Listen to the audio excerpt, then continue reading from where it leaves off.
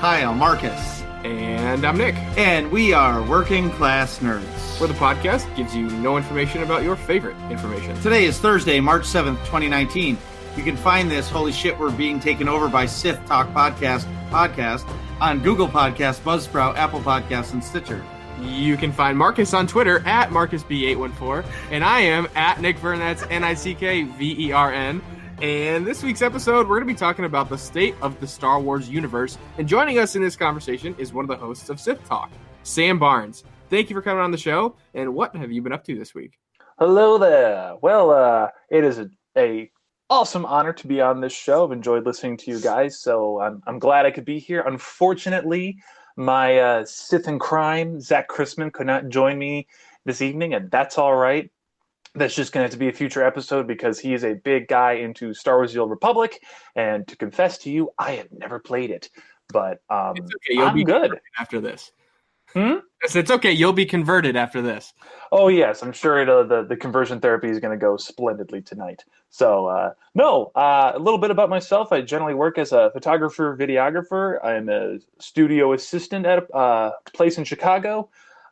Things have been happening to me this week. I just finished the Star Wars Padme book, Queen's Shadow. Definitely recommend it. Very good.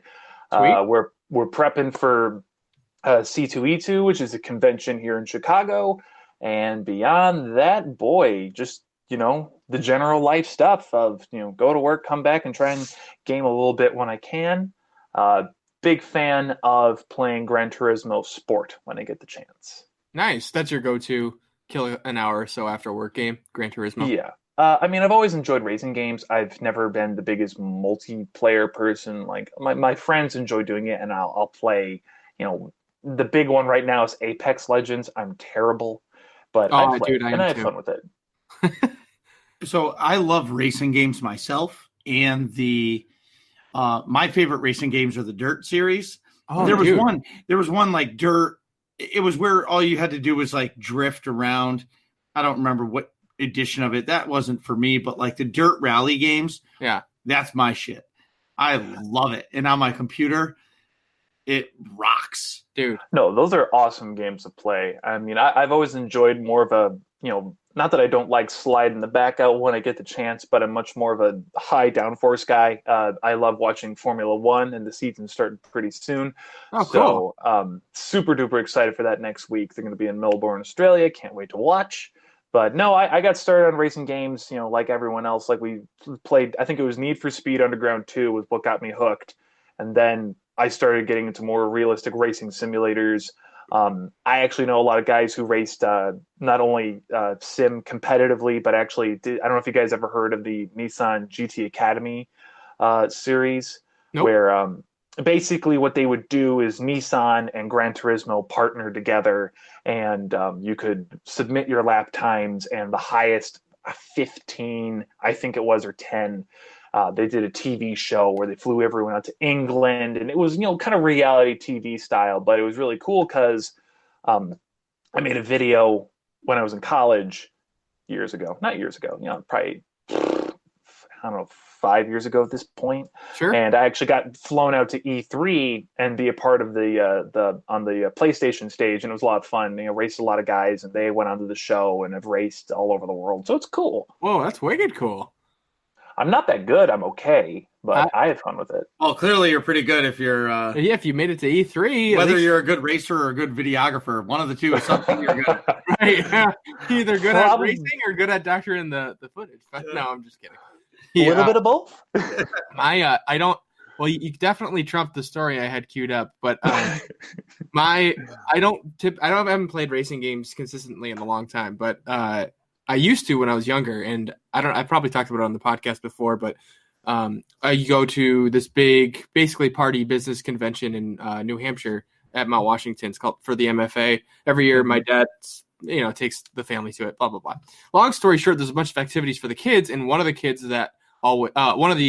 activities that always happens is a video game contest. There's like a video game contest for kids under 12, and then a teen video game contest for 13 to 18 or whatever. And then you play whatever game they pick for the year, and they give you some kind of prize.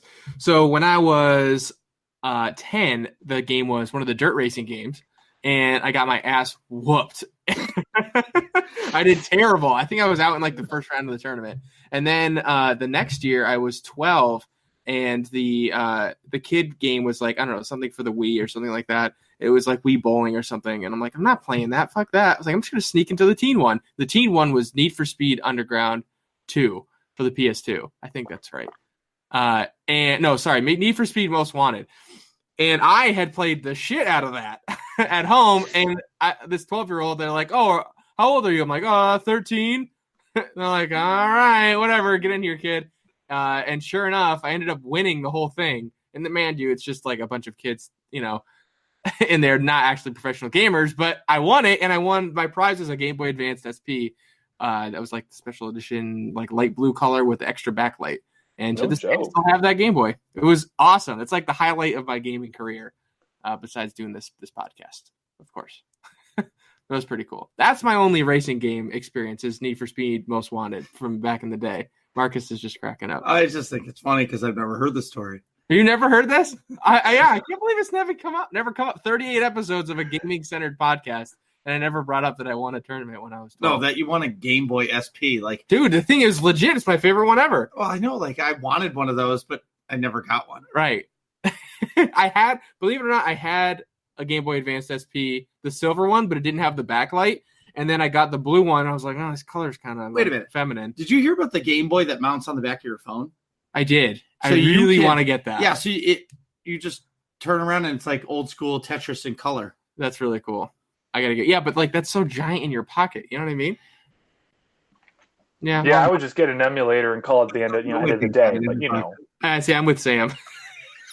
So Sam, would you say you're a PC gamer or a console gamer? Yeah. Oh my goodness, I am a console gamer. For the longest time, and a lot of this is due to the fact that I've done a lot of video and photo editing. I was a Mac only person. Mac gaming? How does that even work? Now, hold on. Let me explain. So I had a lot of Macs for a long time, but after my recent laptop died, my brother-in-law, he was like, no, we're going to set you up with a nice PC. Basically, I told him my budget, and he goes, I can build you a PC that's double the power, the whole sales pitch, Sure. So I have a PC now. I can't tell you anything about it. It's not like, oh, it's got a Titan 3800. It's I can look at the box in the closet and tell you what's in it. But generally, I try to keep my tower as a work thing and game on my console devices. Now, generally, I buy Sony, but all of my friends are Xbox guys. Like literally, I'm a PS4 guy too. It's all good. One of my friends was so angry I didn't get out and buy an Xbox One that he wanted to upgrade to the Xbox One S. And he just goes, what's your address? I'm mailing you my old one. So he gave me his old Xbox One because he's like, I'm tired of you not having one. That's so great. Luckily, I have the trinity of the PS4, the Switch, the Xbox. So nice. I get to dabble in all three. I probably am using the Switch the most right now because I play it at my lunch hour at work. So nice. Love this. Can't wait for because I just don't ever explore any games. They're going to do the remastered Final Fantasy X for the Switch, and that's going to take over my life at work, basically. Marcus likes JRPGs like that. I never got into them. I used to, but now that I'm an old man with a 3-year-old and a 5-month-old, I have no time to be able to play that kind of game. Right. And my problem is every time I play another game, I feel like I'm cheating on SOTOR. Right. Like I'm like, I could be doing my dailies. I could be getting a 252 chess piece right now or something of that sort. You could be working to get better at whatever hard mode op you're struggling on or whatever. Yeah. Like I feel like I'm cheating. And I guess that's the hole that you go into with an MMO. And the scary part for me is once SOTOR isn't here someday, right? Hopefully like 30 years from now when I'm retired and dead. What am I going to do? Right. Because I'm not going to have any backup game. So it's going to be like I haven't dabbled in anything. Right. You're going to like go to whatever the newest of new game is. Like, oh my God, look at these graphics. Well, you do that now with some of the new games. Yeah. They're like, they're unbelievable. I'm like, dude, that game's like 4 years old. Yeah, but I'm playing a 7-year-old game. Or, sorry, 5. No, 6-year-old. 7? Okay. All right, so can I just tell you what I've been doing now? Yeah, go right ahead. What have you... I know. You don't even have to say it. Just let me talk. All right. Go ahead. So back to my computer. Yes. I'm losing my mind, right? It's directly my to computer, your left. Yeah. It's pretty powerful, right? Mm-hmm. Well, I bought Anthem. Yeah. I'm going to play Anthem. You bought it and didn't play it yet? I'm getting to that. Oh, boy. So I get it. I download it. Now, I've played the alpha. Yep. I played the beta weekend. Yep. And I played the demo. Yep. So the game comes out. I go to play it. I download it. And then, of course, they come out with the day one patch because nobody can put out a fucking complete game ever on day one now. Right. Because they're like, oh, we'll just give these people a broken game and then we'll fix it in the first week. Right. And it'll be okay. Yeah. Right? Sweep it under the rug. Exactly. Well, I go to update it. Don't have room. Nope. So my 2 terabyte hard drive, full. My 1 terabyte solid state drive, full. My 500 gig solid state that runs my operating system, full. Like, I can't even put a megabyte picture on it. Oh my God. What is on there? Just all games? Whatever's on it. I don't even know. Okay. So you can't possibly have that much porn. It's not possible. Who saves anything is possible? Oh, anything is possible, but like who saves that? No, I'm just kidding. That's a great point, though. Code to everybody, Nick does. Sometimes things get pulled off the streaming sites. You know what I mean? So either way, so now I'm in a pickle. So I bought a 1 terabyte solid state drive. Yeah. And I'm all excited to switch it up, put it in. I plug in one part of the SATA, get it all powered up. My motherboard doesn't support more than 3 hard drives. Oh my God. Well, frankly, I don't blame the manufacturer for that. It's kind of ridiculous. No. So here's the problem. Yep. Do I wipe the computer and have to start over and because I looked up the, what is it, Microsoft Cloud Service? Yeah. Whatever it is. The most they'll give you is a terabyte per person. Yeah. I have 6. Or no, 1, 2, 3, 3.5 terabytes. So why don't you just delete some of the games that are on there? Okay, so what if I go back to it and I lose my save progress? What? You can't isolate the save files? That's a lot of work. Do you know how many games are on my computer? Yeah, evidently a lot. Yeah, a lot. There's game. Or why don't you just, if you want to keep them, why don't you just buy an additional hard drive and then swap one out? You know what I'm saying? Yeah, but as long as it's exclusively games on. But I don't want to lose the hard drive that I don't want to lose anything. Right. So if I unplug one and plug one in, now what do I do with all the data that's on the other one? You just stick it in a drawer and don't lose it. Yeah, exactly. So, so I'm in a pickle. Do I buy another hard drive? I mean, or do you buy a different motherboard that supports more than right 3 hard drives? I think that's probably the move. If you're yeah. So that's a big project, though. Exactly. Yeah. Either way. So besides computer, all right. So that's debacles. I'm sorry. I'm so flustered by the whole computer thing because my computer rocks. Yeah. That I've completely gone off track and I'm blown away. Anyway, so Sam, just for reference, the Titan 360 no scope video card that you were referencing, Marcus has that one. Well, I didn't know he had the no scope edition. That's impressive. Yeah. Exactly. All right. So last week, or a couple Fridays ago, because we record on Thursdays, that following Friday after our last episode. Yep. I hosted the latest mega event for the guild. Yep. And we went to OSIS, and it was actually awesome because we had a lot of people show up, and usually it's from 9 to 11 p.m. real world time. Well, this time we actually went late because we were trying to beat 16 mode, the new layer boss, the Hive Queen. Yeah. And it was actually pretty cool because, some of the guildies had to leave because I understand it's 11 o'clock. Nobody's requiring you to stay all night. Yeah. People get tired. I wasn't leaving until we did it. So we called in some Rangers, and it was pretty cool because, I got to play with Doc Sotor again. Oh, that's cool. Instar Brian from The Bad Feeling all came. So it was it was great to bring those guys in and hang out with them in a different atmosphere other than just doing an operation that is kind of, I don't want to say serious because we have fun, but more serious. But it is focused, yeah. Yeah, focused.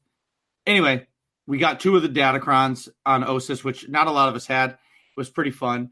But on the way to the Hive Queen, there's a part where you have to blow up the bottom of the floor. Okay. And when you do, there's a big orange spot on the ground, and you have to run out. Okay. So before I clicked it, I waited until the entire 16-man team was standing on the orange, and then I clicked it, and then I just screamed, "Run!" Well, people didn't know what I was doing, so I killed 12 of the 16 people in the raid group, and it was great. And I took a screenshot of Max because he was streaming it and posted it all over the place because it was hilarious because he was just hysterically laughing, and it captured that one moment where like, that's gotcha. Great. Either way. So we did that. In accomplishment news, the Death Star Troopers team, we finally beat Draxus. We finally beat Grobfuck. Wow. And now we're on, so we're 3 of 5 in Dread Fortress hard mode. We're at Corruptor 0. We've only pulled them a couple times, but we'll get them in the next couple weeks, I hope. Yeah. Which is still exciting. The Wednesday night team that I have taken over, we're still looking for a full-time DPS. No experience needed. So if you guys know anybody that wants to do some operations. So you should bother Zach about that. Well, if Zach wasn't sitting at home watching Roadrunner and Coyote and instead of coming on the show, we could be talking to him. Right. Zach, yes. Plus, Zach hasn't played in a while, so he probably has worse gear than I do. Yeah. Well, maybe not. That's kind of hard. We should start a podcast war. Okay. Working class nerds versus Sith No, Talk? Zach of Sith Talk. Just Zach. Yeah. All right, deal. Yeah, I abstain. It's on. So also, Sam will be Switzerland. Also, too, I'm just putting it out there that I have been playing Kingdom Hearts 3 because I'm proving to the world that I can play a game more than twice. Yeah, but this is cheating. Like, the only reason you're playing it is because when you get home from work or whatever and you just want to play video games and relax, and then Carrie wants you to just hang out with Julia so she can relax, you can play Kingdom Hearts 3 and Julia will watch you and be like, oh my God, Rapunzel's coming up right around this corner. Just wait, Julia, and see. And she'll be like, okay, Daddy, I'll sit right here. Is that your Julia voice? That's my, yeah. That's a good one. Yeah, that was good. It was good. But no. So it's not possible. Yeah. Want me to tell you why? Sure. Because all I've watched since our last episode is A New Hope, The Empire Strikes Back, Return of the Jedi, and now we're on The Phantom Menace. Because all she keeps telling me during where's Darth Maul? Is he fresh? And she thinks the Gungans are like crazy people. She goes, they're crazy. Now, mind she's not entirely wrong. Right. Of course. So she's 3 years old. So, some of the parts, like I cue it up to where like I'll fast forward through like where like she knows like when the Wampa comes, she goes, Daddy, the Wampa's bad. Luke's gonna get him. Yeah. And I'm just like, yeah. And then like I fast forward through like the arm chop off. Right. She doesn't need to see that. Right. But and then the funniest thing was when she saw Han and Leia kiss. Yeah. She's like, they're getting married, Daddy. And I was like, I don't think so. Why? She goes, because they kissed and you and Mommy kissed and you're married. And I was just like, this is fucking pure awesome. But my wife tries to push watching, Princess, Princess this, Princess that, and she's not having it. She's all Star Wars all the time. So she was at the store. She goes to Target, right? Like every kid. Yeah. Out of the entire store, she comes home and she goes, I got you a present. It was a lightsaber that it hides like the color of it. Yeah. But inside it are these little tiny figurines. Okay. And she was so excited. And she saw that it was red. She goes, that's Darth Vader's lightsaber. She's running around the house going, zoom, zoom, zoom, zoom, zoom. And I'm like, this is like, am I a winner as a dad or am I awful because she's 3 years old watching Star Wars? Like, no way. This is great. No, you are doing it right. 100%. Well, so I take her with me to the comic book shop sometimes. Yeah. And now all she talks about is going to Barnes & Noble. Well, today, my wife and her go to Barnes & Noble. My wife says, you want to get a book? She goes, yep, I'm getting a Darth Vader book. Wow. And usually she'll like chicken out. But today I read her. She got a Star Wars book. I was proud of her. Wow. And she even picked out of the bargain bin. So that means she's not a typical woman. Because usually they pay full price for everything. Anyways, moving on. Back at the ranch. Yeah. So Nick, what have I been up to? You better be telling me you've played some Call of Duty or You played some kind of game because... Yes, I definitely did. All right. I absolutely did. So it's been a whole bunch of school, but no exams, which means I had a lot of work to do, but then I could also then relax afterwards. So I did get a chance to play some Siege with Al this week, which was always fun. I had a mega update I had to get through. But I need a new gaming headset because my old one is just like shit the bed. It's old. The wires wore out. So I'll could hear like every 3 words. Did you buy one? Yeah, I bought one. You're such a fucking failure. Why? Because you have... I have like 7 of them. I'll take it. No, you got one, so now it's over. Well, I'll come back to that. So I got a new gaming headset, which is good, but I just got it yesterday. What brand? Just a random brand from GameStop because I wanted to play really badly, and I just went and got one. Okay. So yeah, me trying to talk to Al in Siege, which is all about like extra communication, and he could hear like 3/4 of my words. Be like, Al, right around the corner. Yeah. It was pretty funny. But I am going to get, so I got like I don't know, it was like $40 or something from GameStop. I am going to get a real headset unless Marcus gives me one.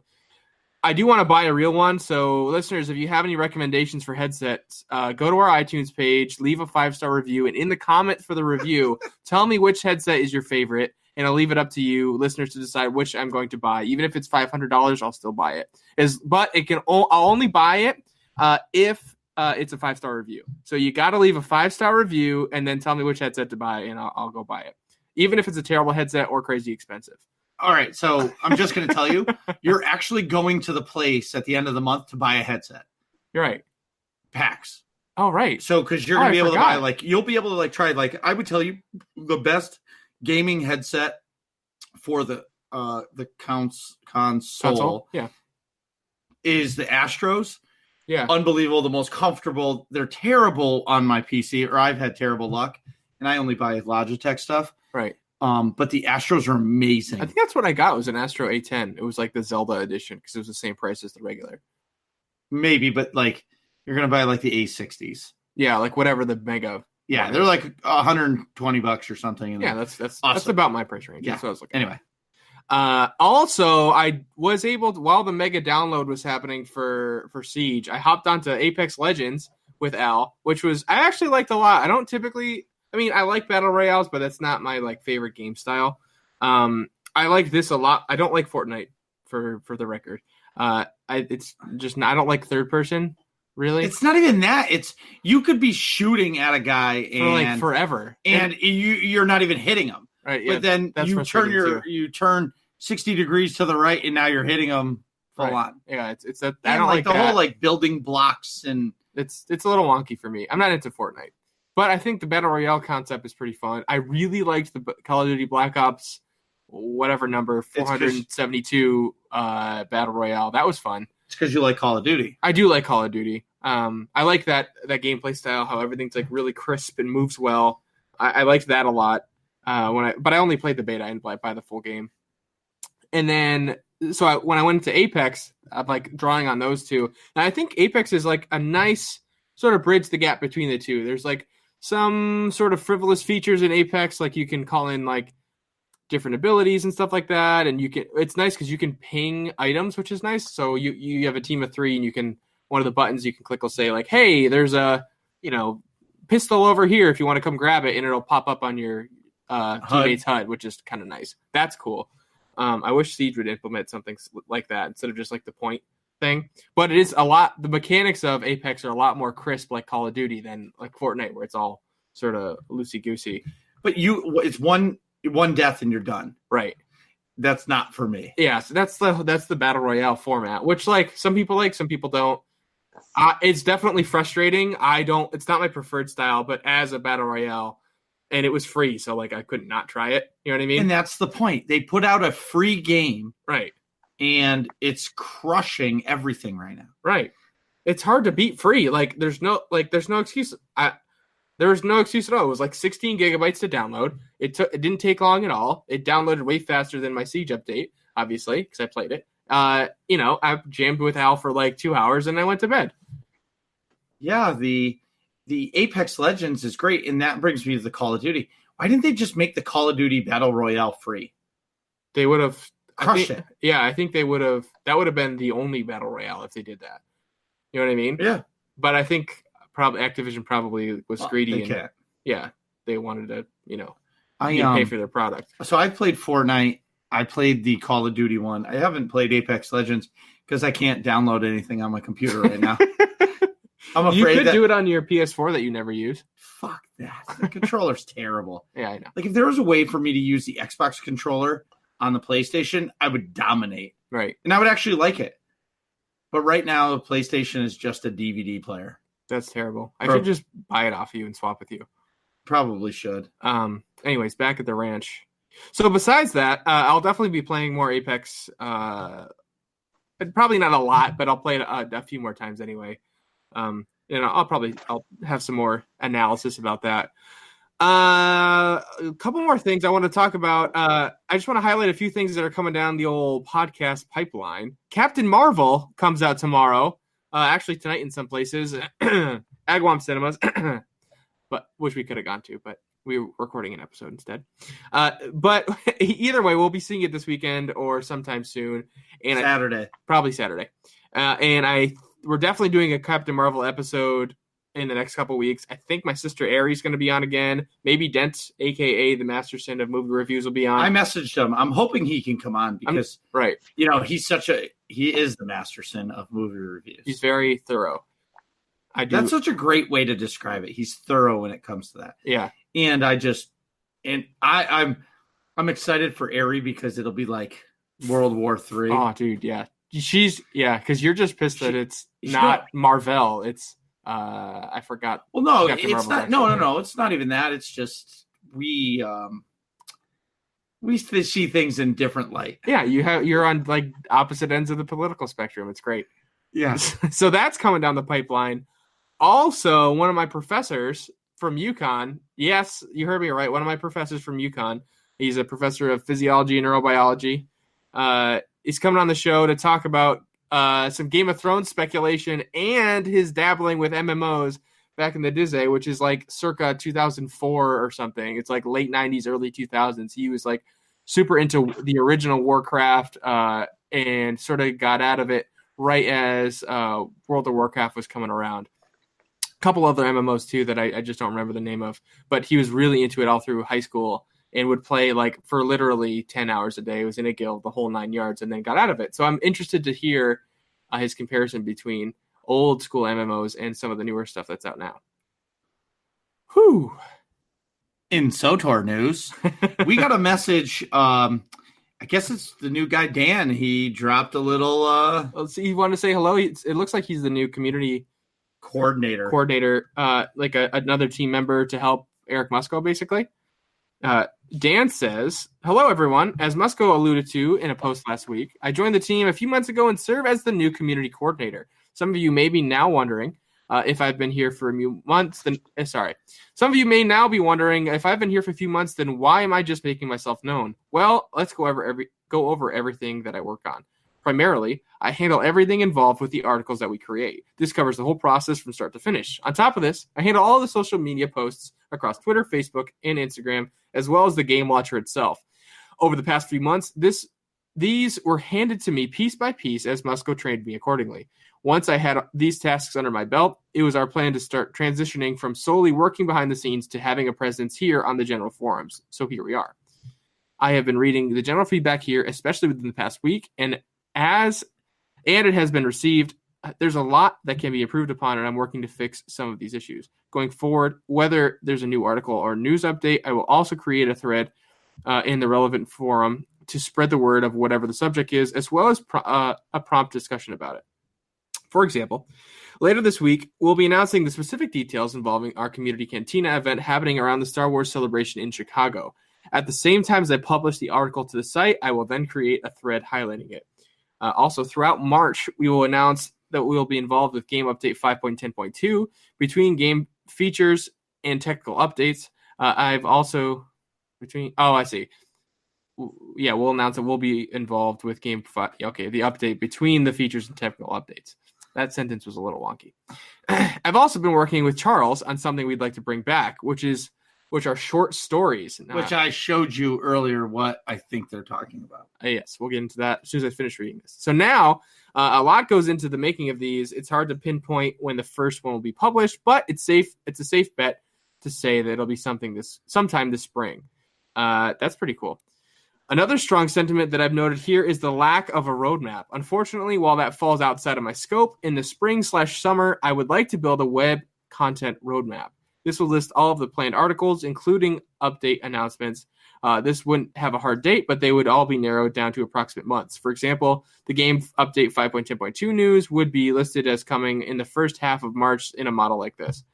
I've been working a lot behind the scenes to lay down the groundwork for this upcoming year, and the fruits of that will start to bear in the upcoming months. Hopefully, this post will be able to shed some light on the path we're taking with 2019. Sincerely, Daniel Steed, Community Coordinator. I talked to him.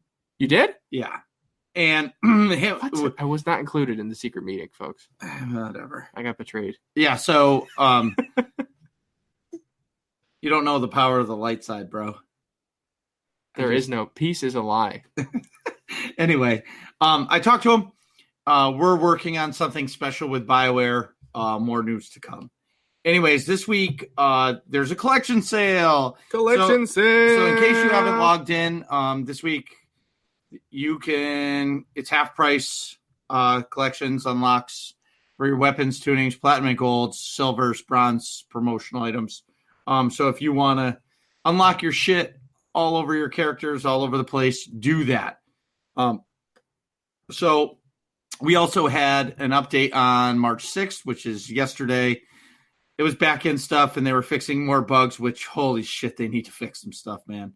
It's, they say that Anthem isn't, affecting SOTOR, but fuck. It seems like it is. Oh, dude, it has to be. Yeah, because there's a lot of bugs. Well, there's a lot of bugs in Anthem and a lot of bugs in SOTOR, and yeah. Anyway, in Guild News, Friday, March 15th, which is next Friday. Sorry for the late delay. Our March is getting really packed with packs coming up. Yes. So next Friday, March 15th, we're going to host our next mega event. We're going to do another PvP night, but this time we're going to be going to all the PvP maps, and we're going to all kill Nax. So if that sounds fun to you, you should come and do it. This time we're going to be on the pub side. It's so that B. Kavanaugh and Zen don't have a heart attack and kill me that I ignore the pub side. And if all this sounds fun to you, go to aie-guild.org and get our Discord info and jump into the SOTOR channel and ask for a guild invite. An officer will get you in, and you can come play with me. You can play with Marcus. You can come play with all of the cool AIE guildies, and we'd love to have you. So, as per usual, I know you do. I always do. All right. So we'll be right back.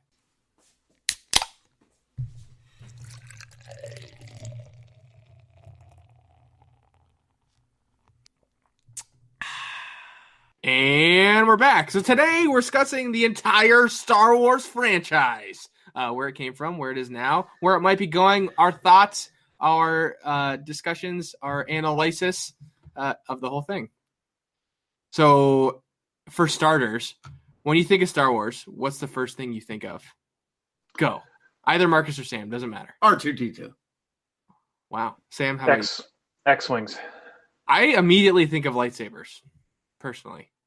They're all really good answers. These are all iconic images that you associate with Star Wars. So I guess where we can start is, okay, so in 1977, Star Wars came out, and it was in like 10 theaters in the whole country. Right. Like people were like, yeah, this thing's stupid. Right. And it took the world on, and it never slowed down. That's so crazy that it built up. Like, oh my God, did you see that? And then more theaters got it, and more theaters got it, and more theaters got it. Don't forget, back then there were only so many theaters, and there were only one screen. Right. So are they going to take the new Buck Rogers movie or some bullshit Star Wars movie? Right. Yeah. And then there was no VHS. So once it was gone from the theater, it was gone forever. Oh, that's a good point. There was no nothing. Right. There's not. You can go back and see it. That's got to be a big factor for you got to see this. Right. Sam, what do you think? The funny thing is you guys have talked about the amazing hurdles Star Wars had to achieve by being this obscure film by a indie filmmaker from San Francisco, the San Francisco area, to a global phenomenon. Half of the fascinating story is the fact that it was ever made. Right. The problems that Star Wars went through, A New Hope, I'm referring to, when it was simply called The Star Wars, were numerous and borderline insurmountable. Like, they had budget issues constantly. Lucas, he founded, it's funny, we take all these things for granted that are now staples of the film industry. THX, Industrial Light and Magic, and a lot of these special effects that we now know and accept as standard were pioneering things by George and his teams. So they were so behind on everything. Like, they were really trying to, I think how they basically did the frame by frame to move the ships was they built all the computing for that. They designed the entire thing. So the fact that the first movie ever happened is a miracle. 2, there are so many people behind the scenes who, really, I don't want to say don't get their fair shake. Like, George Lucas obviously crafted this interesting story. But he didn't make it. So No. There was the writer, Paul, I think his name's Paul. There's a Paul, there was a guy who rewrote the script. He's the one who made the magic happen. There's a couple script doctors that were a part of that I'm trying to remember. Yes. Yeah. So I read a book or did the Audible version of how Star Wars conquered the world or something like that. The galaxy. Yes. I was just about to say that. I love that book. Well, actually, I believe it or not, I'd never heard of it until I listened to your show and you guys started talking about it. I'm like, huh.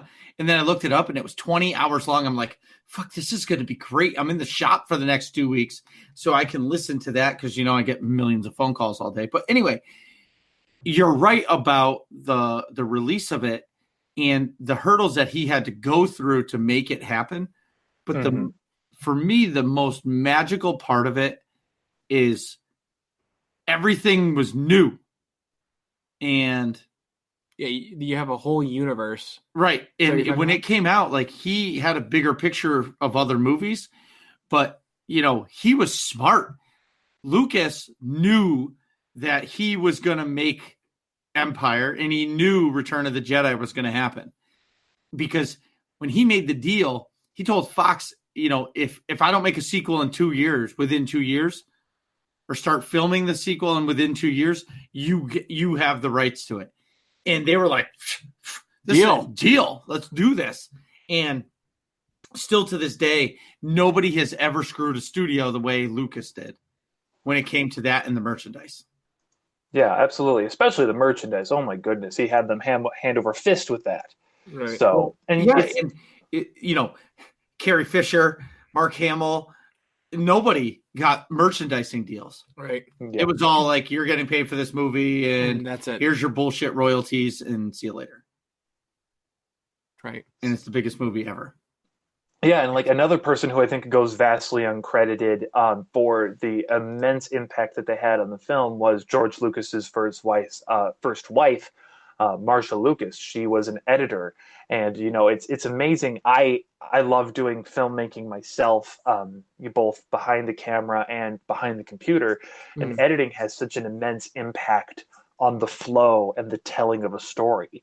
So Marsha got an Academy Award for the work she did. I'm pretty sure it was an Academy Award.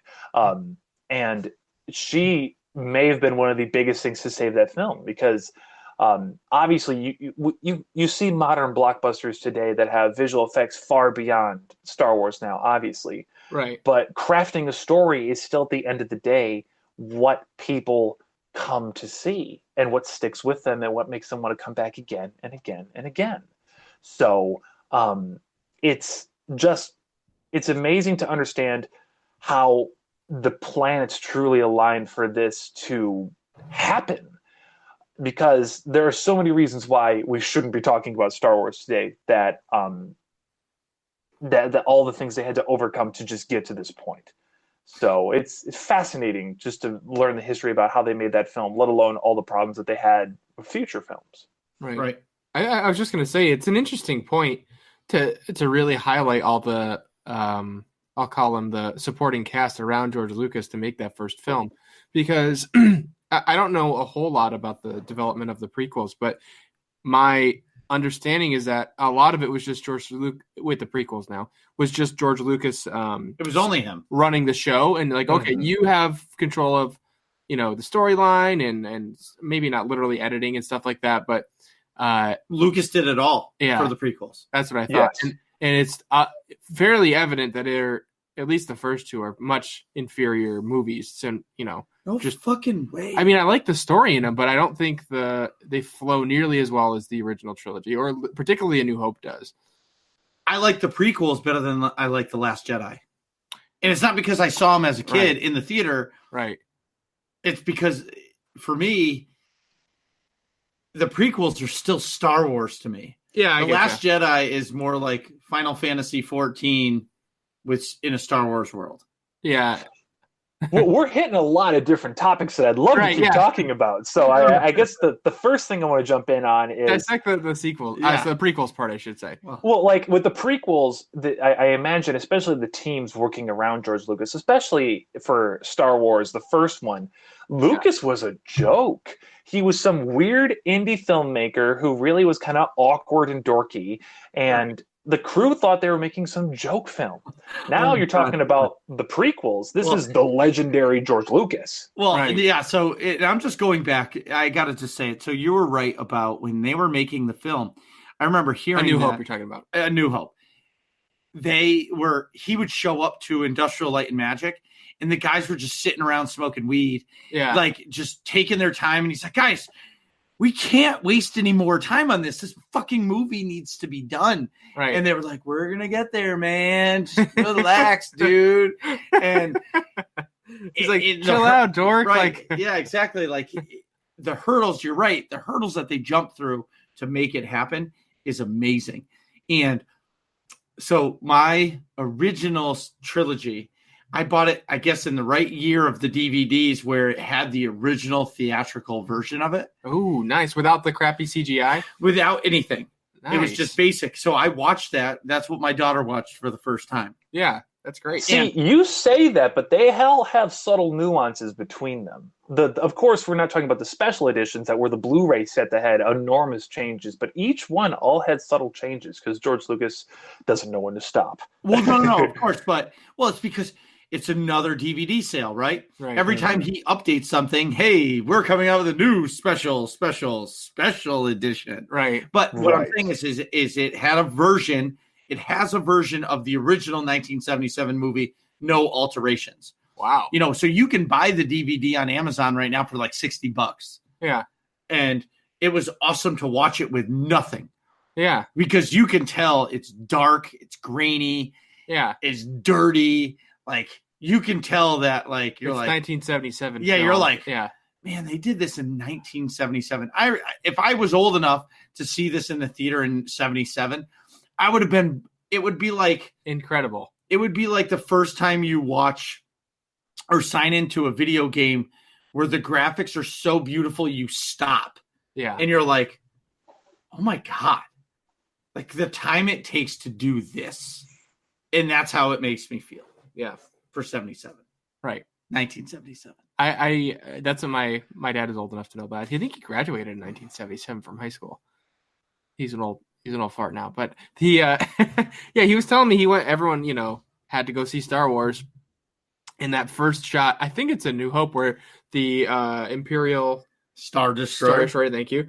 Comes from over the top, right? That first scene, he's like, I literally sunk into my chair because the ship felt so big. I was trying to get away from it on the screen.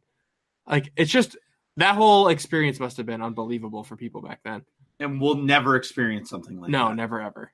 Yeah, it's pretty crazy. No, so one thing that... Oh, go ahead. Sorry, I cut you off. It was like one other thing that I think that was interesting about how Lucas was able to weave.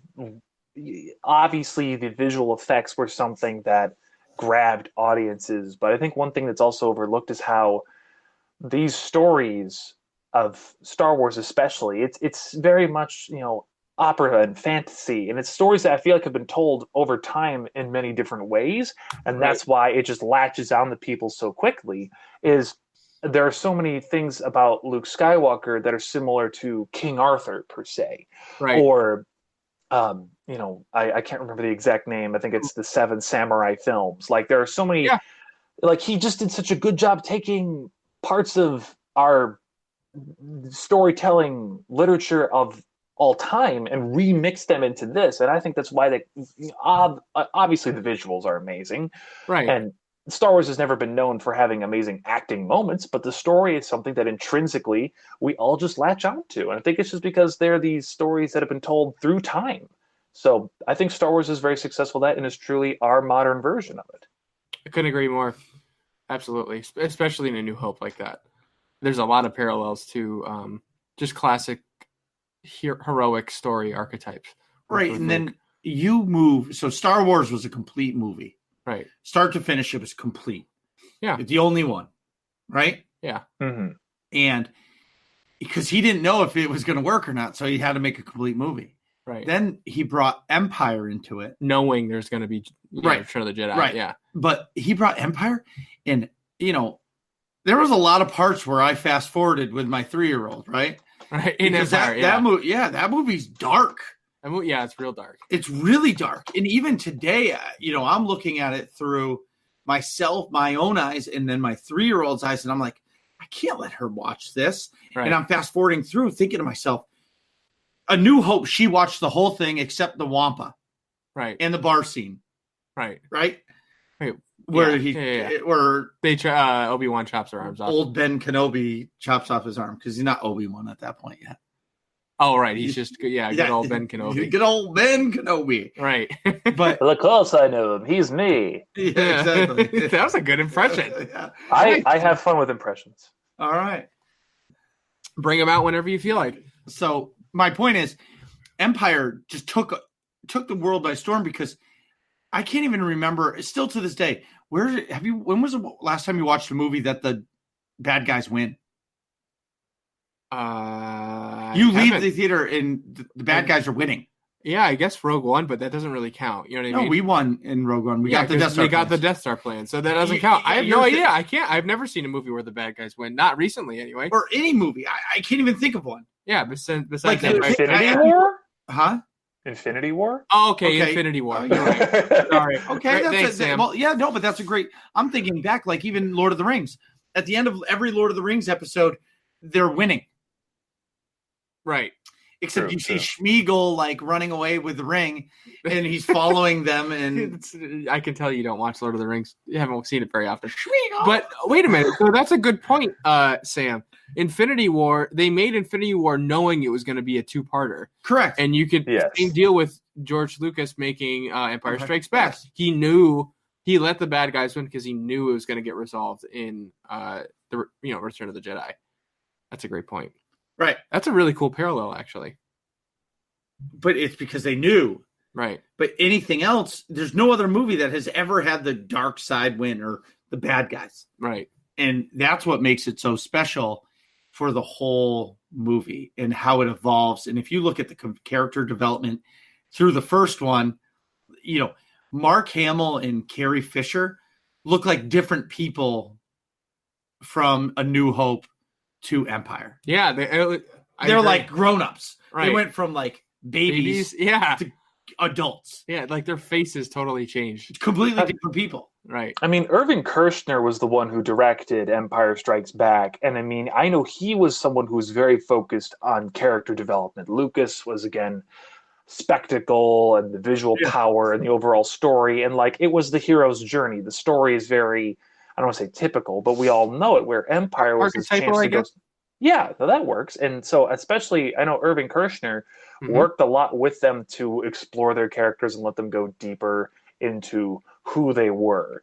So that's why it's also such a successful film, is you get the great hero's introduction, and then you get to see your heroes struggle, which is such a successful film. Right.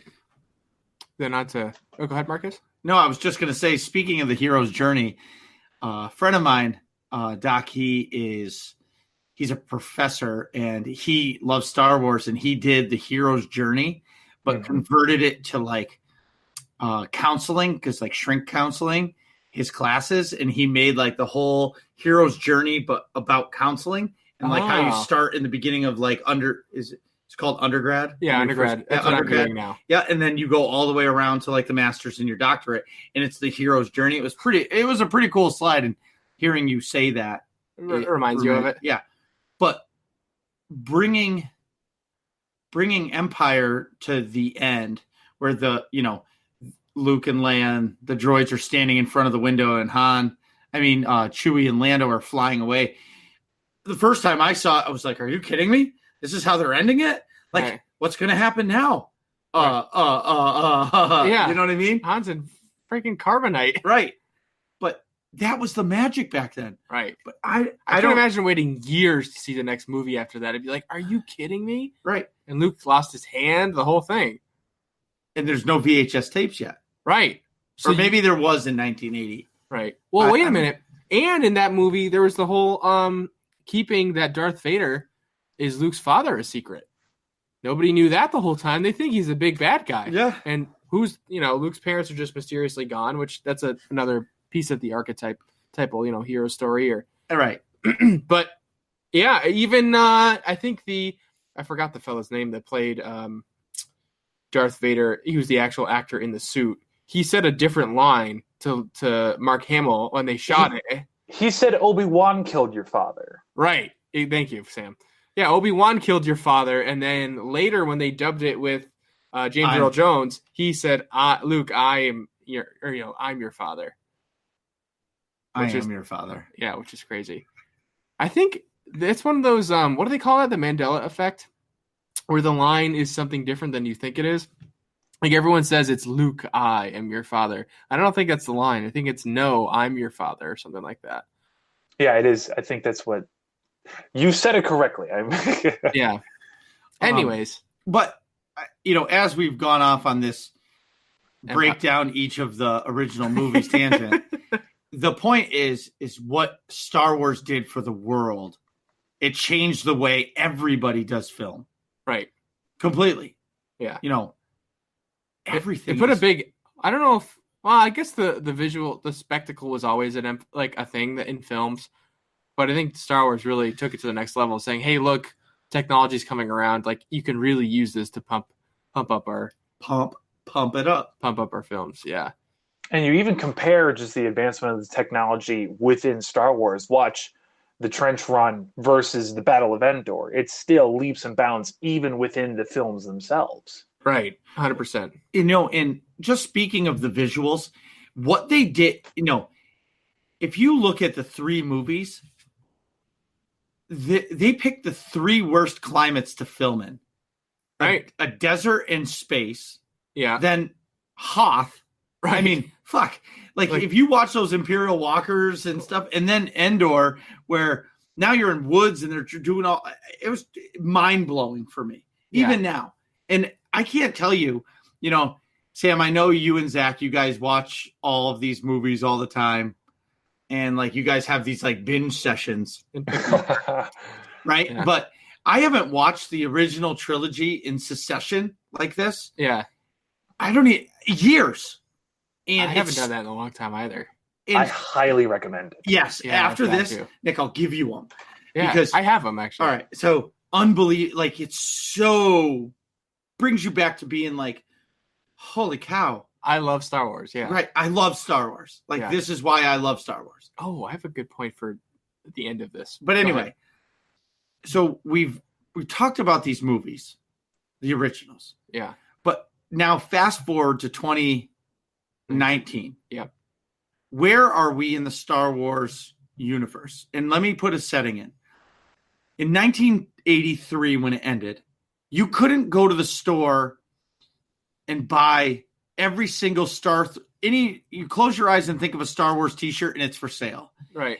There was merchandise, but there were action figures. Right. And that's about it. Now you can get a full replica lightsaber. Right. You know what I mean? And take pictures of it while you're on a cruise ship and have a podcast and call it the Scarif edition. You know what I mean? Who would do that? Who would do that? Episode 6. But anyway, my point is, so now we fast forward to us now, and Disney owns it.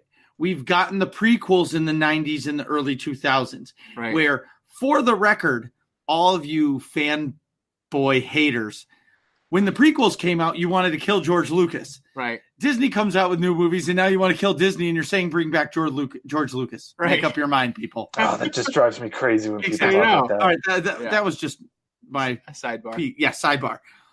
So I guess I'll start with you and ask. Sorry, Sam. I'll start with you. Yeah. Where do you think Star Wars is now in comparison to where it was in 1977? Do you think it's bigger? Or do you think it's you mean? Or 1983, right? Sure. Do you think it's bigger? Do you think we're the same? Or do you think it's less than what it was? I mean, not only do I think it's bigger, I think we've only just begun. I mean, seriously, the horizon for Star Wars is about to explode and expand in a way that we've never been able to quite comprehend. I mean, we used to be in a place where Star Wars movies, first when I was, a kid, we just had them as, movies and games. Then we had the prequels come out, and then we knew they would end, they'd be over. We were lucky enough to be able to have the Clone Wars series to hold us over and more games. Disney doesn't do anything to not make money off of it. And they have put all their chips on the table with this. Now, obviously, they're still trying to, I don't want to say find their way, but find what works. But I don't think we're going to not be seeing Star Wars for a long time. I mean, off the top of my head, you have Clone Wars Season 7 coming out this year. You have Star Wars The Mandalorian, which is by, it's headed by Jon Favreau and Dave Filoni, which I'm super excited for. Then you're going to have Episode 9. Star Wars Resistance is on right now. There's a Cassian Andor series in the works. There is strong rumors that we're going to have a Obi-Wan Kenobi limited series bringing back Ewan McGregor. That'll be huge. There's supposed to be the Rian Johnson trilogy. Right. There's so much that's coming just in that medium, let alone the Renaissance and all the books that we've been having coming out. Obviously, there are places where I think Disney is failing. I'm not saying they're infallible. We could go on all night talking about the disgrace that EA has done to the Star Wars universe. And, I think the Battlefront games were pretty. I think the story with Iden Versio is great, but that doesn't compromise the fact that they've done a very subpar job with it. So as far as a direction, I think the future is bright, but I think, especially as Star Wars fans, we all have different things that we want out of it, and not everyone has gotten their fair share. My co-host, Zach Chrisman, we like to call him the Lord of Lore, because this guy, every episode, will say, I just need more lore. I need more story and more build. And I think he's right. And I think there's been an absolute lack of any Sith Jedi Force in any of the Star Wars medium. I think we've gotten some great Star Wars. The war aspect, I think they're doing great and nailing it. And I think that the Star Wars TV series style thing is going to take off and explode. Well, Disney Go is coming, man. Every single parent in the whole world. When Disney Go comes, there's going to be no need for cable TV, because every piece of content in my house will be on that streaming service. Right. Marvel, Star Wars, and all the kid shows. Not going to have any use for anything else. That's true. And it'll have all of the ABC shows like The Bachelor that my wife is in love with. So, and ESPN. And ESPN. So why are you going to need anything else? That is going to be cable TV. And you're talking about your kids. Well, guess what? They've just built two of the most technologically advanced, big, in-your-face, awesome additions to both their Disney World and Disneyland parks that are going to blow your mind as a Star Wars fan. And announced today, it's opening August 29th at Disney World. Galaxy's Edge. Yeah. Oh my! So that's what I mean. They are all in. This is not something where they're not like, it's not working out. Some people didn't like Last Jedi. This is not them just kind of trying this out. No, this is something where Star Wars is here and Star Wars is here to stay. It's just that we are still in a painful transition process where they're trying to figure out what they're going to do with a lot of the legacy and legend material that has attracted so many fans in the past. They don't want to lose those people. They want their money. Right. So that's what makes it so interesting about the Old Republic that we were talking about, is what they're going to do with things like that. Right. Okay, so I'm going to go back to where you mentioned EA. Okay? Yeah. And I do want to make a point about where it is now at some point. No, please. I want you to. I'm just going to sidebar? Or do you want to go after it? No, I'm going to go after it. I'm defending EA. Okay, sure. With Star Wars right now. EA. All right, so Battlefront EA, games, you mean? Yep, all of it. Okay. So don't forget, EA has to pay a licensing fee to Disney. Yeah. Mm-hmm. So when they bought into the franchise, they had to pay George Lucas. So it's like when you're renting an apartment and Nick owns the apartment building and Nick sells that apartment building to Marcus. Right. And, hey, everybody, you're paying X amount of dollars a month. I'm going up $100. You don't like it? Leave. Right. Instantly. So who's to say when Disney bought the deal, that contract wasn't adjusted? In Disney said, hey, EA, we want an extra $1 million a year. And so now EA's like, what the fuck? Yeah. So, and you don't know what's happening behind the scenes. So maybe EA, and as much as I'm against the loot boxes, we did do a whole episode on that. But has anybody, and I'm sidebarring how bad I felt about the loot boxes then, because I do agree pay to win is terrible. Yeah. Has anybody played a mobile game? Yeah, it's all loot boxes. It's all loot boxes, and it's all pay to win, and they're making billions of dollars on these mobile games. Right. We need to stop bitching about loot boxes in AAA games. Because they're going to stop coming. Sidebar there. But EA, yes, they're shady, but who's to say that this isn't Disney? And the only reason why I say this is because there was a Star Wars fan film that came out. Star Wars Theory. He's a YouTuber. Okay. He made that Vader. Have you seen it? The Vader, I don't know what it was called. Vader, Past Memories or something. It was episode 1. Okay. So the guy contacted Lucasfilm and said, hey, I'm making this fan film. It's going to cost about $150,000 to make. Yeah. Can I make it? They said, you can make it, but you cannot monetize it. There will be no monetization to this movie. Okay, yeah, put it on YouTube and you get zero from the revenue. If there's not going to be any ads because you cannot monetize it. Okay. Within 2 days, it had 6 billion views or 6 million views. Okay, yeah.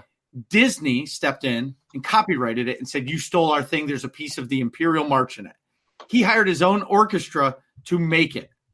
Okay? Yeah. Make it. But there was a small part that was a replica of the Imperial March. Yeah. Disney flagged this and said, we own this now. This is our copyright. We're going to monetize it. In 3 days, he would have made $88,000 in ad revenue. Yeah. That's insane. This guy would have been okay for the rest of his life just from that one film. Right. So Disney took it over. And this is where I'm defending EA. Disney is greedy. And he fought, and Lucasfilm actually, and this is where Lucasfilm and Disney, I think, are the same, but they're a little separate. Right. Lucasfilm stepped in and said, no, Disney. Tell your lawyers to back off. We told this guy he could do it. Take your fucking ads off this video. But it was scary for the guy. They were threatening about taking down his webpage. Right. This is his income. Right. Over $88,000. Right. And what the hell is that? To Disney is nothing. Yeah. Right. They're making $88,000 an hour off selling a bottle of water at their theme parks. Right. Right. Basically, or cleaning up the boogers that kids pick and wipe it on their flagpoles. Right. Right. All I'm trying to say is, I think this is more Disney stepping in and charging EA more, and EA going, oh shit, we need to make more money somehow. I guess throw this in there. And here's the other thing is, that's a good point. I hadn't thought of that. How many years ago was the Xbox 360 out? A lot. I don't know. Why are games still $60? They clearly cost more to make. That's true. Okay. True. Now EA is like, okay, we're putting out this beautiful game because let me tell you, I played it. Yeah, Battlefront 2 is beautiful. Yeah, Sam said that just now. Yeah. But why shouldn't they be able to? I understand pay to win. I'm not arguing that. Pay to win is not right. Right. But why shouldn't they be able to put a loot box to try to make some extra money? Because they're only getting $60 a game, right? Which probably that game costs $60 a copy to make. Right. Yeah. So is it Disney that's doing this, or is it EA? Where is the problems? Right. Where's the real source of the problems? Right. I mean, one other concerning thing to add on to that is the only other problem is, let alone where I agree, Disney, a part of the reason they are the empire that they are is because of tactics and practices like that. But Bob Iger, who is, in charge of Disney right now, he flat out said in a conference that he's like, hey, we don't do video games. We don't know them. Like, I feel like there's definitely a discrepancy of like, they don't get how things work, but they still want it the way they want it. So like they won't give a break to them to try and make this work, but they're going to double down on how critical they're being. But I think that's just smoke. I understand corporate world, and like I have a business and I get it. It's, to me, that's such bullshit. How can as that big of a company can you not hire an analyst that knows the video game industry? Right, exactly. You know what I mean? It's bullshit. They're trying to keep EA happy because they know right now EA is the only one that can produce a Star Wars game for 10 years. Right. They can't sell it to Activision, and EA was probably like, "Fuck you, watch, we cancel the game." And Disney was probably like, "Oh my god, what did we do?" Right. What did we do? And they're freaking out, and now. You're talking about that other... it was like going to be like the Uncharted. It was a Mandalorian-based one. Or Boba Fett. No. That was level 13. 13 was the Mandalorian 13. one, but you're referring to... Boy, I can't even remember the name. I think it was called like Star Wars Bandit or something. Yeah, it was basically the people who made Dead Space, Visceral Games, it was their game. Okay. And the head of the Uncharted series, she was the head of that studio. But it doesn't matter. All I'm trying to say is I don't think it's all EA's fault. Everybody blames EA because you don't want to blame Disney because of Mickey Mouse, right? It makes you think. Hi, kids, come on, let's go play the Star Wars game. Yeah, exactly. Disney owns everything. Yeah. Every piece of content we consume, Disney owns. Basically, yeah. Everything. Right. They are the emperor. Right. Mickey Mouse is Darth Vader. That's, with a squeaky voice. Right. But, Nick, I've been dying to ask you this. Where do you think Star Wars is right now? So the comparison I was coming up with when Sam was talking about it was, so you mentioned this really rich story and rich lore basis from the original trilogy and then the prequels, and you have this giant enriched universe that you're going with that you have. And I think as Star Wars has gotten bigger and bigger, it's almost like sort of having I'll make an analogy to like whiskey, right? You have this really super awesome, 40-year-old scotch or something, right? Something crazy, like ridiculous. And it tastes like shit. Well, I like it. Thank you very much. Marcus hates it. But you can only have one glass. You know what I mean? So there's only so much content you can have, and you're trying to get this to more people, and it only goes so far. Each person gets a little drop or whatever. They only go see it in the movie theaters once in 1977. And as it grows bigger and bigger, you have to add some water to it because you're just trying to get that volume bigger. And it's still good, but it's not quite the same. It's still whiskey, but it's not how the 40 crazy year old one from before. Yes. And that's not a perfect analogy, but it's kind of how I see it. Like Star Wars is still good. Like I still like things from that universe, but like The Last Jedi I didn't love. I liked it, but I didn't love it. You know what I mean? And I think seeing Star Wars everywhere, it's like I like it because I like the universe. I like the lore. I like I like everything Star Wars, but seeing it everywhere, having going into any retail store and being able to find a Star Wars shirt of some kind, sort of cheapens the coolness of it, or the richness of the content, I guess I could say. And so you have Star Wars fatigue. I think people are getting burnt out, and I don't know that that's necessarily going to be a long-term issue, because I think Star Wars is becoming, like Sam was also mentioning in the sort of the back half of your sort of analysis there, that it's going to be, you're going to have a miniseries. You're gonna have several movies. You're gonna have a whole new trilogy from Rian Johnson. Thank you, Rian Johnson. You're gonna have all this extra content. It's gonna end up. You have this sort of cheapening effect happening right now because it's expanding so fast. Because Disney bought it. And I think you had a bit of a cheapening effect happening when the prequels came out. And you had like that new resurgence. And now we're getting another wave of that again. Now that Disney's bought it, you're having the new sequel trilogy come out, and the new wave of merchandise and sort of pushing Star Wars product everywhere. I think that's going to settle, and you're going to have sort of like people getting used to Star Wars being a big brand all around them all the time, like a Coca-Cola type of thing. You know what I'm saying? Now they're going to see, okay, this is what it is, and now I can appreciate it for what it is. And you're going to start getting more enriching products within subdivisions. Like you can have somebody really like the miniseries focusing on Obi-Wan Kenobi can be really, really good or something, because now it's just expanded, and it's not just Disney allocating like X amount of money. It's you can have that division have a lot of money and really do it right, like an HBO show or something like that. Because you know what I'm saying? Oh, I'm sorry. Yeah. To go further off your alcoholic analogy, yeah. I will take it one step further. You're saying that this product is being essentially distilled. I think that this is something where they're still getting their new whole wing of their distillery built, and people aren't satisfied that they're getting maybe some sawdust in their drink. I think another analogy might be apt is, people across the country might not know, but Treehouse Brewing Company is a big beer company near us. Not big, but a very popular one. And they were a really tiny shop that was only like the size of a house. And they just recently expanded like a year or two ago into a giant place that can sell beer by the case now. And in between, there was sort of this, they haven't really nailed the mass scale yet. You know what I mean? It's just similar to what you're saying. I think that they just need to settle in still. This is something that is a long vision, and the right people still need to find the right place. I think the biggest name of all this, where he is truly the second coming of George Lucas, is Dave Filoni. I don't think there's anyone out there in the Star Wars universe that gets the feel, the story, and the meaning of Star Wars better than Dave Filoni. And he's now getting to be having his hands in a Mandalorian, and I can't wait to see his touch on a live action series. But again, back to food and drinks, I feel like some people call this a oversaturation.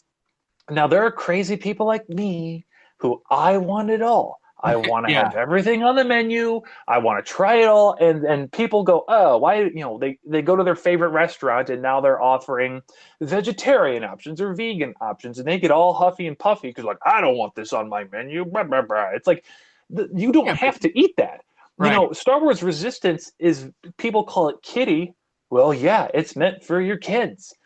That's I think that things like Mandalorian, especially this, I think Mandalorian I might be more excited for than Episode 9, are going to satisfy some people who feel like they aren't getting the Star Wars they quite remember or think that they know. And everyone's biased. There are all these people coming out of the woodworks who are now declaring, now granted I'm one of them, that the prequels are great films and should be respected.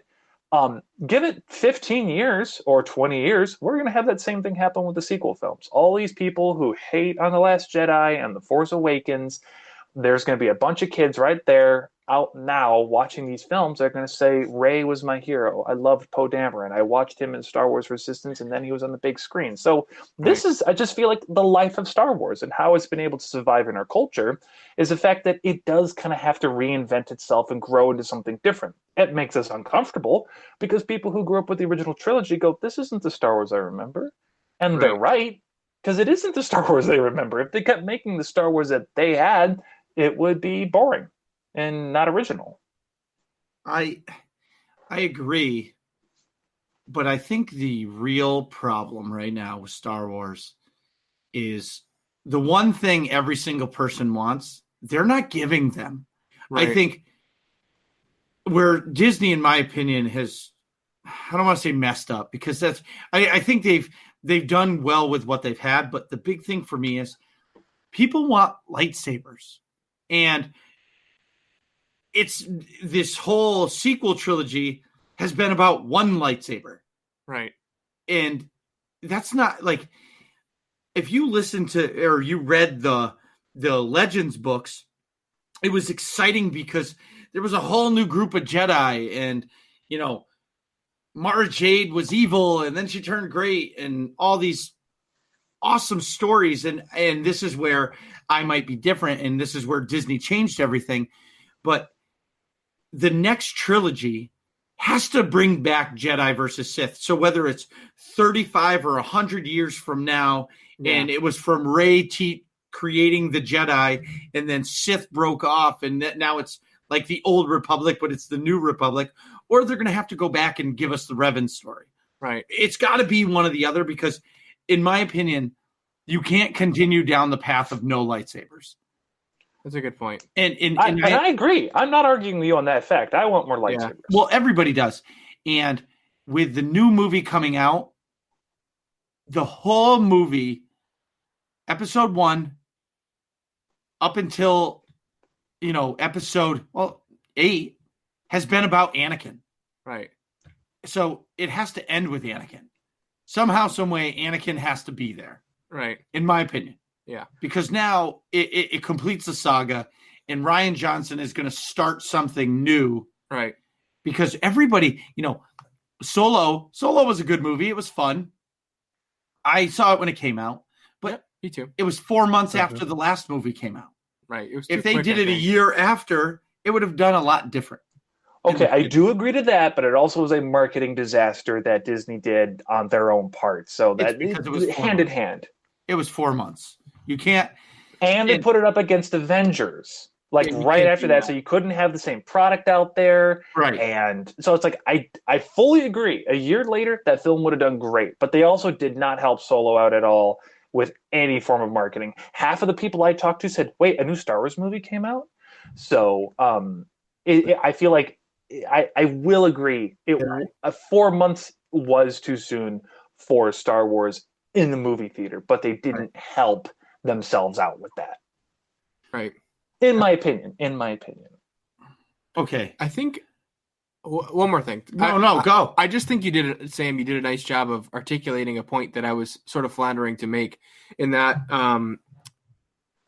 Disney isn't quite putting out product that everybody really enjoys. You know what I'm saying? Or I think Marcus hit on this too. Like, in the past, Star Wars movies coming out have been events that everybody needs to go see. You know what I mean? Like, my dad, who's a casual Star Wars fan, will go see every single prequel. We'll go see every single Star Wars episode installment because I got to drag him there. You know what I mean? Did, though. And we did. Remember when they said we're re-releasing all of the movies in the prequels in the theater? Yeah. And then they stopped after the Phantom Menace? Right. But we were there to see the Phantom Menace again in the theater. Right. So I think the general public has this idea that's dwindling of, I need to see every piece of Star Wars content because it's important. It's just a piece of pop culture. Everybody's going to go see it. You need to go see it. And I think this transition is now happening where with Star Wars, some of the cartoons coming out, and this branching off effect where the general public doesn't need to see every single piece of Star Wars media that they're going to put out. It's going to become more tailored to different sections of the kids, population. Teenagers, adults. Right. Like The Mandalorian is going to be towards adults. Right. So I think, maybe the sequels, it took a little bit of a misstep in that they're not for the whole general public or something like that. But I think this expansion that you were talking about is good in that it's diversifying and sort of going down these not niche, but like, branching pathways. Like, you have stuff for kids, you have the side movies, so to speak, with, Rogue One and Solo and The Mandalorian coming out, into that type of stuff. I think it's a good thing overall, but I think there's some growing pains in that transition period when people are like, oh, am I supposed to go see all this content? And then they're frustrated when it's not really tailored for them, if that makes any sense. So, okay, so real quick. Yeah. I guess my question to you, Sam, to go with is, where do you want to see the Star Wars franchise go in the next 10 years? In the next 10 years, I want to see Star Wars settle in and just be allowed to, I don't want to say be able to try new things without scrutiny, because what I do applaud about The Last Jedi is it took chances. And a critique I have of The Force Awakens, despite it being a good film and having fun visuals and great new characters, is that I understand echoes and how you're supposed to bring a story around. But it was just about 10% to 20% too much like A New Hope. Yeah. Where The Last Jedi at least tried in some ways to be its own film. And again, in some ways, it was still a little too much like Empire. So I guess I want Star Wars to be able to go boldly forward, because there's a lot of fans who they want their thing only. Oh, I want to talk more about the prequels. I want to talk more about the original trilogy. I want more about the Sith and Jedi. I want more of Rebels versus Empire. There are so many avenues of Star Wars that are great and fun, and that's what makes Star Wars great and fun. So I guess I want people to allow these different versions of Star Wars to grow.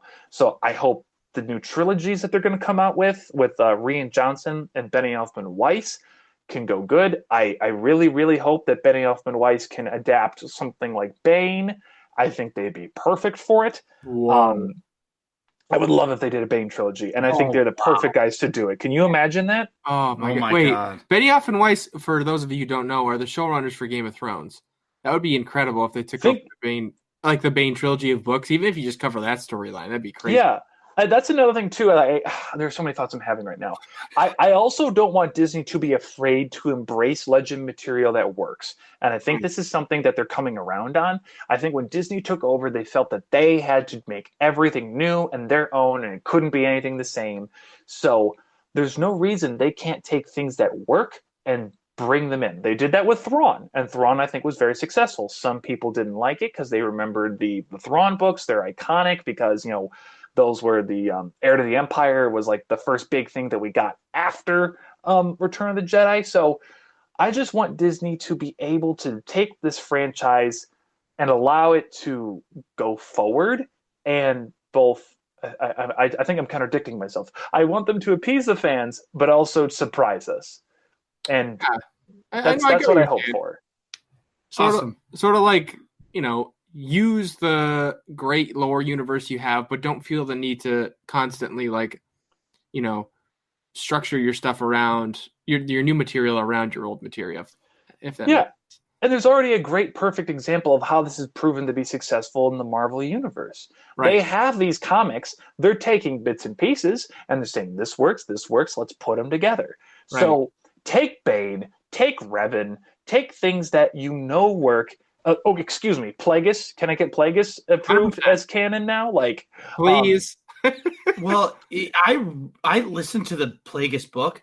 The best part about that book was, towards the end, where then you realize that it happens right before episode 1. Right. Like it's happening right at the same time, and it's almost like Darth Sidious was the apprentice in episode 1.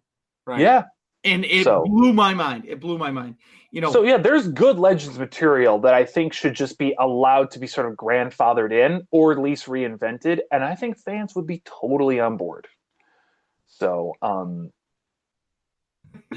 think that's my topic. All right. So clearly, that's ours too. Yeah, Marcus and I have both listened to and/or read a lot of the old Sith-centered, Old Republic or pre-original trilogy lore books, which is pretty cool. All right. Go ahead. No, I was just going to say, Nick, because we're running short on time, and we have a couple more questions that we have to ask, because I feel like in the Star Wars world, there's a few key questions that you have to ask to find out who the person is. But Nick, where do you want to see the Star Wars franchise go?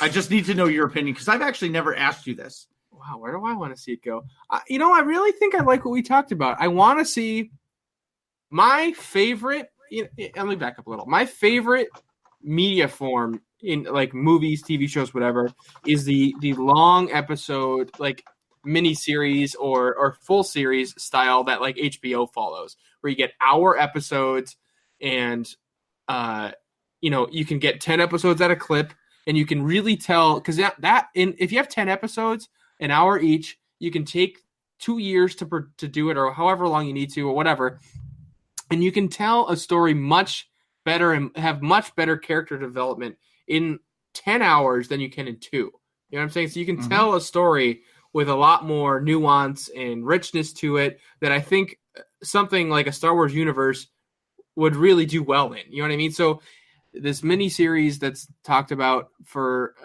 coming in the pipeline, I'm really pumped about that, because that's my favorite avenue of media presentation. I think because you can really, like, Game of Thrones is my favorite example. It's my favorite show ever. But what they do in that film, you can really take your time and dissect a story. So what I would like to do, what I would like to see from Star Wars is more things in that form. And I know movies make $1 gajillion, so you're going to see more movies. But I would really like to see some shows also, particularly live action ones, but also more animated. It is also good. Right. I like the animated series as well. And I'm just going to round this out. 2 things for me for the future. Yeah. Jedi versus Sith. Yes. Oh yeah. Lightsabers. That's it. That's all I want. If they give us that, it continues the path, because it's been too long.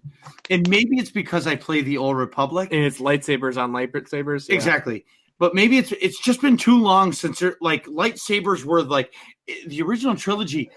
The lightsaber was the story. Yeah, it was the central point. Right. And we need to bring that back. Okay. Ready? Here we go. Sam, who's your favorite Star Wars character? The Ahsoka Tano. Wow. That's a great answer. Okay. That just blew my mind. Me too. Marcus is ready for rapid fire, and you totally have him taken aback here. Yeah, that's awesome. I've got my little Ahsoka on my desk right here. She's my girl. All right. I think my favorite character. And for the record, there's going to be a live action Ahsoka in episode 9. Oh, don't tease me like this. There will be. So I believe through and through, she's going to be in this movie. That would be so and cool. It's going to be, she's going to be the Jedi Master that helps Rey. And I think that's how it all circles. But we'll go, that would be so cool. We should really get together again, Zach. Zach? Oh my God. I was thinking about Zach. His name's Sam. When we get the title for the new episode after Celebration. Yes. I absolutely agree. Because there's so much speculation I have for this next movie where I think it should go and what's going to get. Anyways, what's your favorite film? Off the top of my head, I have to say A New Hope, because it's the one I always start with. Okay. Favorite female lead? I don't want to say Ahsoka Tano twice, so I'm going to say Leia. Okay. Well, the question I actually wrote in the show notes was fuck, marry, kill Leia, Padme, or Rey. Okay, I can answer that too. Fuck Padme, marry Leia, kill Rey. There we go. One done and done. Wow, that is totally opposite of mine. Go ahead. Next one, Marcus. If you had a lightsaber, what color it would be? Blue. Why? I think I don't know if I can really get into it much more than I just think that blue resonates with me the most. It's funny. Our show is called Sith Talk, but that decision was our show was entirely, that name was decided by my co-host Zach, and he, I know, would probably use red. Okay. He has the most gnarly saber forged cross guard hilt lightsaber that he adores. Thing is a work of art, basically. But yeah, blue lightsaber, absolutely. I think of a color I would take, and it just would be blue. Okay, last question is, last question. Please tell everybody where they can find your show, your Twitter, your Instagram, anything that they can find Sith Talk on. Please plug it here, because we want everybody to listen to your show. Guys, you can find Sith Talk under the Adapter Media feed. Adapter is spelled Adapter. We do a bunch of different shows on Adapter Media. Our show is about Star Wars. It's called Sith Talk. We go every Friday. You can find us on Spotify, iTunes, Google Play, Stitcher, Radio Public. Those are just the ones I can remember off the top of my head. Sure. I have my Instagram account, which is Sith_Talk. My co-host Zach has his Instagram, which is SithTalker23. So please give us a follow in any of those. We'd love to chat. We're always posting fun pictures we take with our lightsabers and pop figures. We have a lot of fun with it. And all right, so I have a follow-up question. Yes. Why partner? Because we don't, because Working Class Nerds is just Working Class Nerds. What is the benefits of partnering with Adapter Media? Well, Adapter Media was a group of us. We actually, I was sort of brought into this group via Zach, who is my co-host. He and a group of his friends just said, we want to sit down together, and we all have different podcasts we want to do. We kind of want to, it's like a strength in numbers deal. And it's fun because we kind of all cross over on our shows. So there's a show that we call it Stage Dives and Dad Jokes. They're a punk rock show that also talk about being fathers, and they also are on Last in Line, which is about pop cultures and movie and TV. And so all of us kind of bounce between the shows, and it's just fun to have a big group. And we all have our shows that we cover, but we just enjoy being able to kind of work as a team. For C2E2, big convention coming up, we're going as a big crew. So I'm actually going to help out on the other shows and give them good content too. So it's just nice, kind of a strength in numbers. Whenever we do specials, we all get together and just have a lot of fun. Awesome, cool. Man. Thanks so much. Thanks for coming on the show. We appreciate it. I'm so glad you invited me on. I had a wonderful time. What are you guys talking about in here? Find out next episode of Working Class Nerds.